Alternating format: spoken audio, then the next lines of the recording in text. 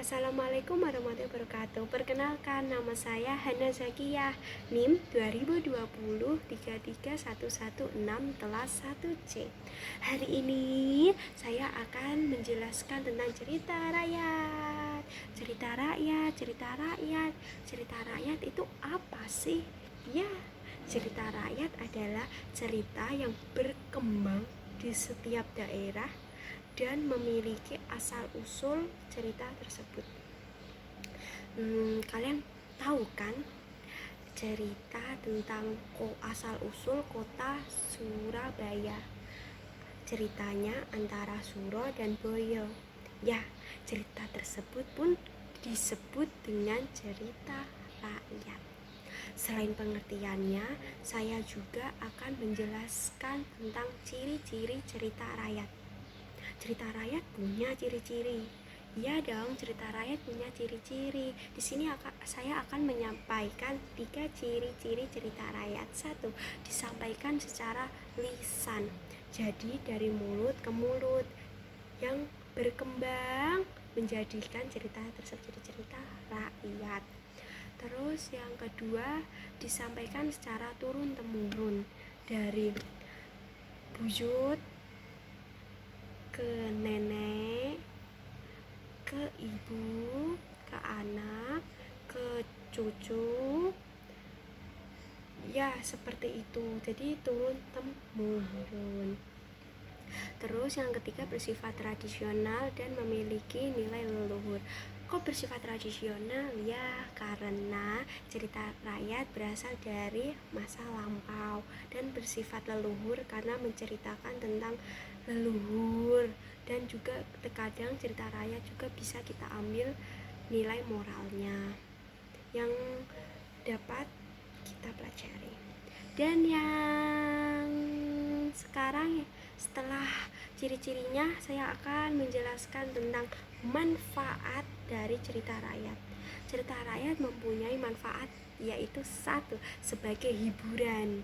Karena di cerita rakyat pun ada cerita yang bisa membuat kita tertawa, bisa membuat kita sedih.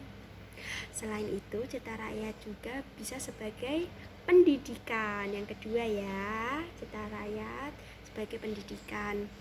Kok bisa sebagai pendidikan? Iya dong, karena cerita rakyat kan tadi yang sudah saya sampaikan mempunyai nilai moral yang bisa kita pelajari untuk diri kita sendiri. Jadi buat pendidikan diri sendiri gitu. Terus yang ketiga, cerita rakyat. Cerita rakyat juga memiliki manfaat, yaitu sebagai pengokohan nilai sosial budaya.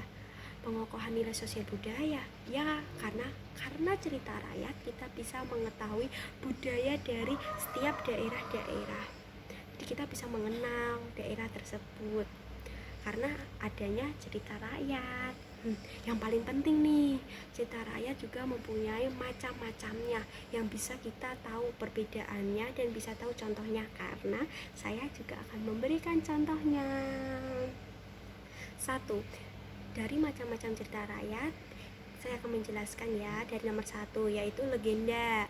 Legenda, apa sih legenda? Nah, legenda adalah cerita rakyat yang kita bisa tahu asal usul cerita tersebut dan kita bisa mengetahuinya karena cerita legenda itu menjelaskan tentang asal usul cerita tersebut. Contohnya seperti Tangkuban Perahu, terus Malin Kundang yang durhaka sama orang tuanya. Nah, yang kedua yaitu ceritanya Sage. Sage, apa sih itu Sage? Ya, Sage adalah cerita sejarah yang bersifat fiksi. Jadi ceritanya itu bersifat yang tidak dapat dipercaya gitu, Kak, fiksi ya. Ceritanya hayalan. Ya, contohnya seperti Hikayat Hang Tuah. Terus yang ketiga yaitu mite. Mite adalah cerita rakyat yang kepercayaannya dengan alam gaib seperti Nyi Roro Kidul, Jaka Tarub. Terus yang keempat yaitu fabel, cerita yang tokohnya tuh binatang, hewan seperti si kancil dan buaya, terus kancil yang cerdik, terus tikus dan kucing. Nah pokoknya karakternya tuh menceritakan tentang hewan sama hewan-hewan. Manfaatnya juga ada loh, walaupun ceritanya hewan ada manfaatnya malah moral, seperti kita walaupun kita gagal kita harus tetap semangat, harus maju. Terus selain fabel ada paralel sama fabel itu hampir sama, ceritanya menceritakan tentang ada hewannya, tapi jika paralel itu hewan dan manusia, jadi ceritanya tuh hewan dan manusia seperti hikayah Mahabharata, hikayah Ramayana. Selain macam-macamnya, dalam cerita rakyat juga ada unsur-unsurnya. Unsur-unsur cerita rakyat dibagi menjadi dua, yaitu unsur dari intrinsik dan ekstrinsik. Unsur dari intrinsik adalah berarti unsurnya di dalam cerita. Kalau ekstrinsik di luar cerita. In di dalam, X di luar. Jadi bahasa Inggrisnya seperti itu ya. Intrinsik berarti terdiri dari satu tema dari cerita keseluruhan tersebut. Kedua yaitu latar sendiri bisa dibagi tiga: latar tempat, latar waktu, latar suasana. Terus yang ketiga alur bisa alur maju, alur mundur. Bu, apa sih perbedaan alur maju dan alur mundur? Alur maju itu alur yang kita proses kejadian tersebut yang akan kita terjadi, dan bisa juga alur maju itu belum terjadi, jadi kayak ke masa depan. Kalau alur mundur kita lihat ke belakang, masa lalu, jadi yang sudah kita lakukan, yang pernah kita lakukan, yaitu berarti jadi alur mundur. Selain alur latar dan tema, yang keempat juga kita bisa menjadikan yaitu sudut pandang bisa jadi ada sudut pandang orang ke-1, orang kedua, ketiga, sesuai dengan isi cerita tersebut ya. Jadi sudut pandang itu kayak ada kayak saya, ya, kamu, kayak gitu. Itu bisa karena cerita tersebut kita bisa memasukkan ke dalam sudut pandang. Terus yang kelima yaitu amanat dari penulisnya untuk pembaca. Amanatnya kita bisa kayak tahu hikmah-hikmah, terus kita bisa mencontohkannya. Nah itu tuh dari penulis itu buat pembaca, yang buat nilai moralnya ada amanatnya. Terus selain kan saya sudah menjelaskan intrinsik, sekarang saya akan menjelaskan tentang ekstrinsik. Ekstrinsik sendiri ada 3, yaitu moral, sejarah, dan agama.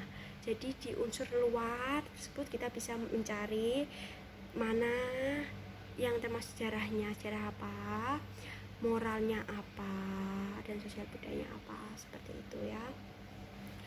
Oh ya, sekian dari penjelasan saya tentang materi cerita rakyat tersebut.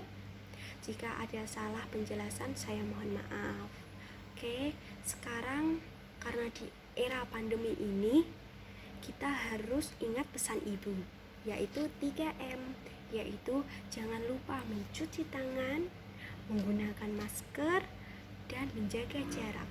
Karena di era pandemi ini kita harus saling menjaga diri sendiri, oke? Dan yang terpenting kita harus berdoa kepada Tuhan Yang Maha Esa, Allah Subhanahu wa Ta'ala. Semoga kita dan keluarga selalu dilindungi dari virus corona ya.